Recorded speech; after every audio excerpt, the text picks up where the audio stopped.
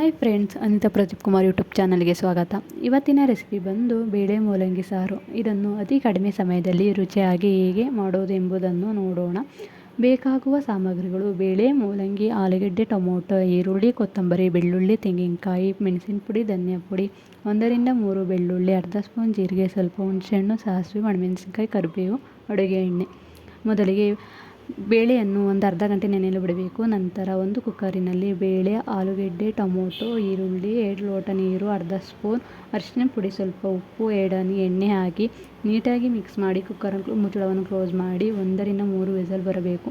ನಂತರ ಒಂದು ಜಾರಿಗೆ ತೆಂಗಿನಕಾಯಿ, ಕೊತ್ತಂಬರಿ, ಅರ್ಧ ಈರುಳ್ಳಿ, ಅರ್ಧ ಟೊಮೊಟೊ, ಹುಣಸೆಹಣ್ಣು, ಅರ್ಧ ಸ್ಪೂನ್ ಜೀರಿಗೆ, ಮೆಣಸಿನ ಪುಡಿ, ಧನಿಯಾ ಪುಡಿ, ಅರ್ಧ ಲೋಟ ನೀರು ಹಾಕಿ ಸಣ್ಣಗೆ ರುಬ್ಬಿಕೊಳ್ಳಬೇಕು. ನಂತರ ರುಬ್ಬಿದ ಮಿಶ್ರಣವನ್ನು ಬೇಳೆ ಮೂಲಂಗಿ ಜೊತೆ ಮಿಕ್ಸ್ ಮಾಡಿ 5 ನಿಮಿಷ ಕುದಿಯಲು ಬಿಡಬೇಕು. ಪಕ್ಕದ ಒಲೆಯಲ್ಲಿ ಬಾಣಲೆ ಸ್ವಲ್ಪ ಬೆಚ್ಚಗೆ ಆದ ನಂತರ ಒಗ್ಗರಣೆಗೆ ಸ್ವಲ್ಪ ಎಣ್ಣೆ, ಸಾಸಿವೆ, ಕರಿಬೇವು, ಒಣಮೆಣಸಿನಕಾಯಿ, ಜಜ್ಜಿಟ್ಟ ಬೆಳ್ಳುಳ್ಳಿ ಹಾಕಿ ಚೆನ್ನಾಗಿ ಬಡಿಸಬೇಕು.